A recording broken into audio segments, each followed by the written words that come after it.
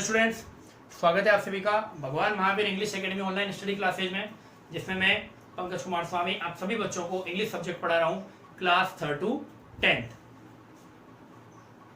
बात कर रहे थे हम प्रेजेंट परफेक्ट कॉन्टिन्यूअस टेंस की, जिसमें मैंने आपको ये बताया था कि जो प्रेजेंट परफेक्ट कॉन्टिन्यूअस टेंस है वो 2 टेंसेज प्रेजेंट कॉन्टिन्यूअस और प्रेजेंट परफेक्ट क्या होता है, मिक्सचर होता है। और कल हमने जो इसका स्ट्रक्चर है उसके बारे में हमने पढ़ा था, किस तरीके से स्ट्रक्चर होता है, किस तरीके से इसकी फॉर्मेशन होती है। तो उसमें जब हमने स्ट्रक्चर करा था तो उसमें अपन ने 2 चीजें पढ़ी थी, एक तो पढ़ा था सिंस, एक हमने पढ़ा था बेटा फॉर। तो आज मैं आपको सिंस और फॉर की जानकारी दूंगा। पेपर में तो दिया हुआ आएगा सिंस और फॉर, लेकिन क्योंकि ये जानकारी बहुत ज्यादा जरूरी है इसलिए मैं आपको जरूर देना चाहूंगा। तो फोकस अपना जो है वो बोर्ड पे रखिएगा, हर चीजों से हटाकर अपना ध्यान इधर रखिएगा। सिंस और फॉर, जब भी हम प्रेजेंट परफेक्ट कॉन्टिन्यूअस को देखेंगे तो वहां पर हमेशा सिंस और फॉर के बाद में टाइम दिया हुआ होता है। तो बेटा ये जो टाइम होता है यही आपका डिसाइड करेगा कि उसके आगे सिंस लगेगा या फॉर लगेगा। यानी कहने का मतलब है ये जो टाइम दिया हुआ होगा उसके अकॉर्डिंग ही हम सिंस या फॉर को लगाएंगे। अब देखते हैं कहां सिंस लगता है कहां फॉर लगता है, अच्छे से समझना बेटा, ठीक है ना। एक तरफ मैंने लिखा सिंस, एक तरफ मैंने लिखा फॉर। अब अच्छे से समझना हर एक चीज को। सबसे पहले मैं बात करूंगा सिंस की। सिंस लगेगा हमेशा निश्चित समय के लिए, निश्चित समय बिंदु पे लिख देता हूं ताकि और अच्छे से हो जाएगा।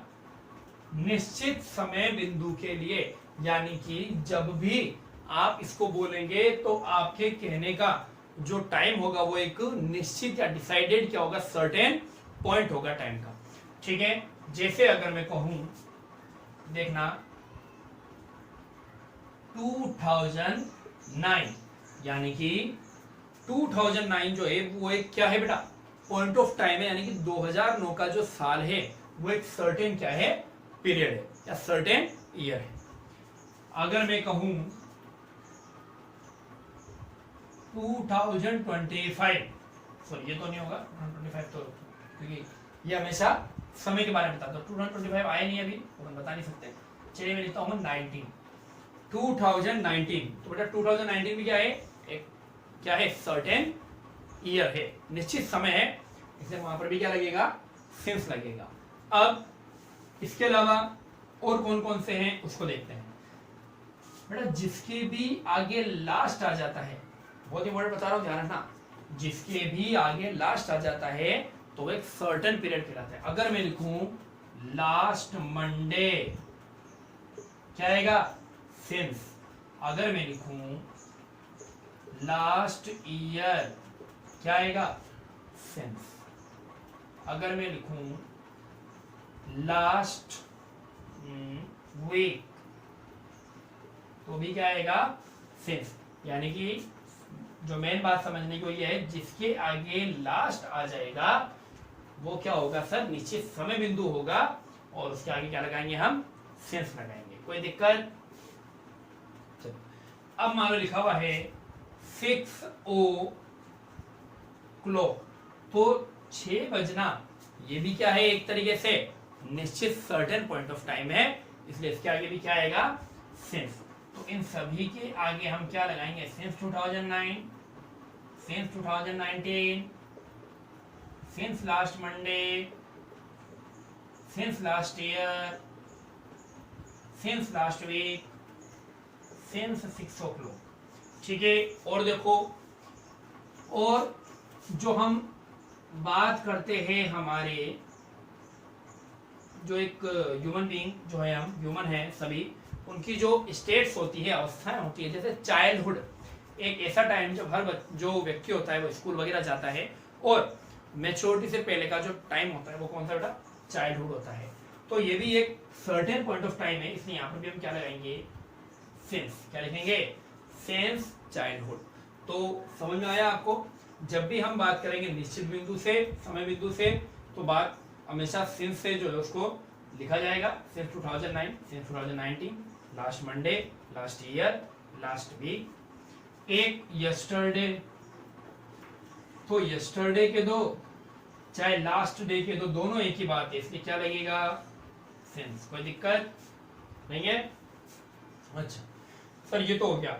एक और वेरी वेरी इंपॉर्टेंट याद रखने की है, ये चीजें तो आपको याद हो जाएगी, कोई दिक्कत नहीं है, लेकिन याद रखना बेटा, जब भी मान लो कुछ भी नहीं है लेकिन आगे कोई एक छोटा सा क्या दे दिया, सेंटेंस दे दिया, मैं सेंटेंस ना कह के उसको बोलूंगा क्लोज, क्योंकि सेंटेंस बेटा पूरा होता है। जब हम दो सेंटेंस लिखते हैं ना तो वो क्लोज कहते हैं, सेंटेंस ये भी। तो मान लो अगर कोई क्लोज दे दे, सेंटेंस का एक छोटा सा टुकड़ा दे दे, तो हमेशा यहां पर सिंस आएगा, क्योंकि उसने क्लोज देकर एक सर्टेन पॉइंट ऑफ टाइम को क्या कर दिया, आपको बता दिया है। जैसे अगर मैं लिखूं he has been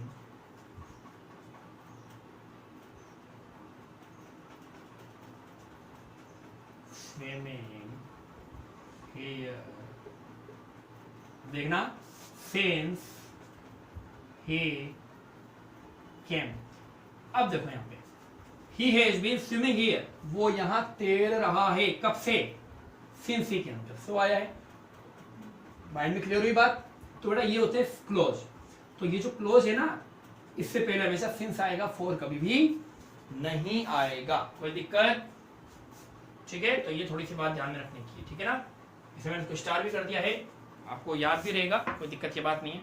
चलिए अब हम बात करेंगे फोर की। किसकी बात करेंगे, फोर की। सबसे पहले फोर कहां लगेगा, देखो वो लगता है निश्चित समय बिंदु के लिए लगेगा बेटा समय अवधि, समय अवधि, समय अवधि मतलब टाइम पीरियड। अगर मैं कहूं 5, या ऐसा ना लिखकर मैं लिख दूं 5 ईयर्स, तो 5 ईयर्स एक टाइम है, 5 साल जो है वो पीरियड ऑफ टाइम है ना, कोई सर्टेन टाइम नहीं है, 5 साल कोई से भी हो सकता है। बात आ रही समझ में। तो जो 5 ईयर्स है, जो कि एक समय की अवधि है, इसके आगे हमेशा क्या लगेगा, 4 लगेगा। इसी तरीके से मान लो मैं लिखूं जैसे मैं लिख दूं 2 वीक्स, चाहो तो आप ऐसे भी लिख सकते हो, चाहो तो ऐसे भी लिख सकते हो, क्या आएगा, 4। अच्छा एक और बात जो बता दूं मैं आपको, कि हमेशा ये प्लूरल के अंदर होगा, तो जो प्लूरल में हो उसके आगे 4 लगेगा, जिनके आगे प्लूरल नहीं है उनके आगे देख लो क्या लगा दिया अपन ने, सिंस लगा दिया, ठीक है, कोई दिक्कत नहीं है। और देखो ये बहुत बार बोला जाता है, a long time. A long time होता है बहुत समय से, यानी एक समय की बहुत बड़ी अवधि जा चुकी है, तो उसके आगे भी क्या आएगा, 4। क्या आएगा, 4, ठीक है, क्लियर हुआ। चलो अब ये तीनों आपके क्लियर हो गए, तो अपन नेक्स्ट जैसे चलो एक और कर लेते हैं। जैसे मान लो लिखा हुआ है 3 आवर्स या फिर हाफ एन आवर, तो 3 आवर्स के दो, हाफ एन आवर के दो, क्या आएगा, 4। क्यों आया, क्योंकि ये भी क्या है, पीरियड ऑफ टाइम है, समय की अवधि है, 3 घंटे, आधा घंटा, ये सब क्या है, समय की अवधि है, ठीक है बेटा। तो क्लियर हुआ आपके माइंड में। जब भी हम बात करेंगे समय की अवधि की तो 4 लगाएंगे, जब भी हम बात करेंगे निश्चित समय बिंदु की तो सिंस लगाएंगे, है ना। अब मान लीजिए ऐसे लिखा हुआ आ जाए सर, लास्ट 2 वीक्स, तो सर यहाँ पे लास्ट आ रहा है, बताओ क्या लगाएं। तो बेटा आपको याद रखना है, अगर भले आपके आगे लास्ट आ रहा हो, लेकिन पीछे अगर आपके क्या है, प्लूरल है, वीक से आ रहा है, जैसे अगर यूं लिखा हुआ होता लास्ट वीक, तो नहीं कह रहा मैं, तो क्या लगाया, सिंस। मैं कह रहा हूं लास्ट 2 वीक्स, यानी कि 2 सप्ताह, तो ये भी क्या है बेटा, पीरियड ऑफ टाइम है, ठीक है ना। तो लास्ट भले ही आ रहा है, लेकिन पीछे देखना है कि सर प्लूरल है, एस आ रहा है पीछे, क्या लगाएंगे हम, 4 लगाएंगे। तो इसमें जो बात ध्यान में रखने की थी वो तो क्या थी, क्लोज से पहले सिंस आएगा, लास्ट के बाद में अगर प्लूरल आ जाएगा तो क्या आएगा, 4 आएगा। बाकी निश्चित समय बिंदु के लिए क्या आएगा, हमेशा सिंस। पीरियड ऑफ टाइम के लिए, समय की अवधि के लिए हमेशा क्या आएगा, 4। तो आई होप आप सभी के ये क्लियर हुआ होगा कि सिंस कहां लगता है और 4 कहां लगता है। अब ये होने के बाद में अब मैं आपको कुछ सेंटेंस जो है वो दूंगा, ताकि इसमें आपको सिंपल 4 के बारे में पता चल चुका है तो आपको समझने में आसानी रहेगी। जल्दी से सेंटेंस वर्ड देखते हैं। कुछ सेंटेंस मैं सोल्व करूंगा, कुछ सेंटेंस बेटा आपको करने हैं, ध्यान रखना, ठीक है ना। स्ट्रक्चर जो अपन ने पढ़े थे ना, और स्ट्रक्चर्स को अप्लाई करके अपन चेंज करेंगे।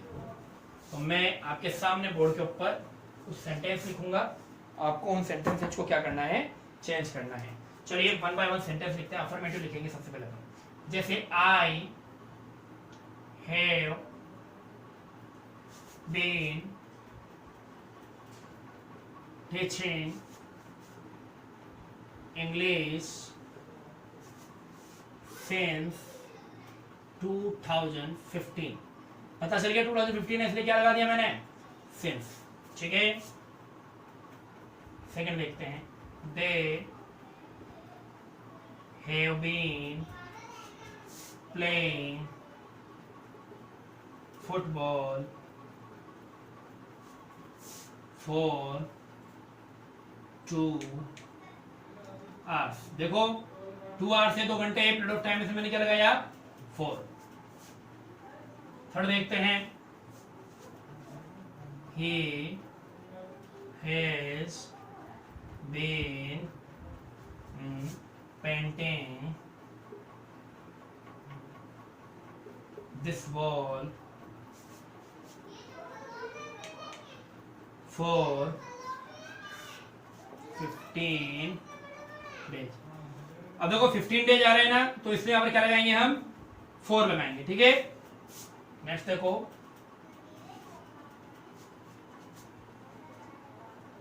she has been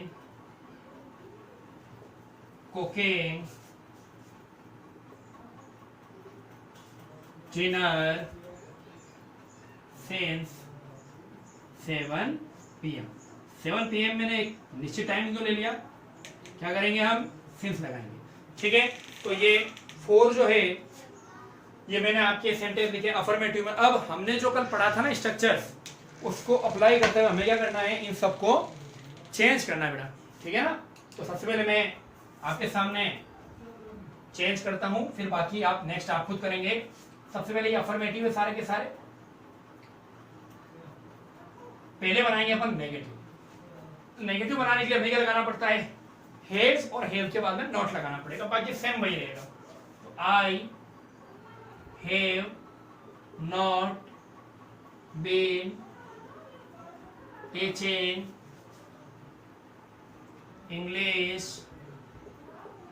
since 2010। फिर हम बनाएंगे इंटेरोगेटिव। तो हैज और हैव को क्या कर लेंगे, आगे लेंगे, तो अपन लिखेंगे have I been teaching English since 2010। क्या लगाएंगे, क्वेश्चन मार्क लगाएंगे। अब हम बनाएंगे इंटेरोगेटिव नेगेटिव। तो क्या करना है, सब्जेक्ट में नोट लगा दो, have I not been teaching English since 2010।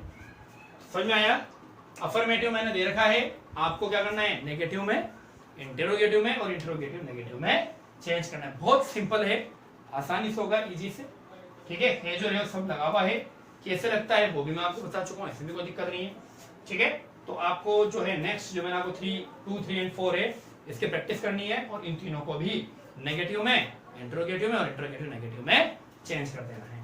कल अपन बात करेंगे जो यूजेज है उसकी, और इसके पेपर के अंदर किस तरीके से क्वेश्चन आएंगे, हम कैसे फाइंड करेंगे उसकी बात करेंगे, ठीक है बेटा। तो घर पे रहिए, स्वस्थ रहिए, और आप बड़े हैं, आपको स्टडी जो है उसकी इंपॉर्टेंस भी पता है।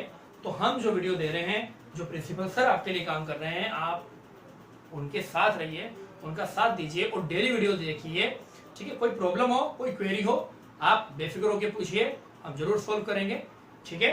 और जल्दी ही आपके जो है सर स्पोकन इंग्लिश जो क्लासेज है वो भी स्टार्ट करने वाले हैं। तो अगर आप इंटरेस्ट नहीं लेंगे तो बेटा मेरे को भी पढ़ाने में मजा नहीं आएगा, है ना। ये जो काम आपके लिए कर रहे हैं वो आपके लिए कर रहे हैं ताकि आप इंग्लिश मीडियम स्कूल में पढ़ते हैं तो आपको इंग्लिश बोलनी थोड़ी बहुत तो आनी चाहिए, ठीक है। तो हम स्पोकन इंग्लिश जो है वो भी क्लास जल्दी शुरू करने वाले हैं, तो इसलिए आपको टेंस वगैरह जो है ग्रामर जो होते हैं वो सारी चीज़ें सेंटेंस वगैरह बनाने आपको आने चाहिए। चलिए मिलते हैं नेक्स्ट वीडियो में, टेंस की इसके आगे के बात करेंगे, ठीक है। तब तक के लिए घर पर रहिए, स्वस्थ रहिए, अपना अपने परिवार वालों का ध्यान रखिए और जल्दी से जल्दी बेटा बुक्स अरेंज कीजिए, क्योंकि अब मैं ना बेटा बुक से पढ़ाऊंगा। सर कहने की सर आप लेसन करवाइए, ग्रामर बहुत हो गई, तो ग्रामर और लेसन दोनों चलेंगे अपने, ठीक है। तो जिसके पास बुक नहीं है उसको फिर बाद में दिक्कत आएगी, मैं नहीं चाहता ऐसा हो।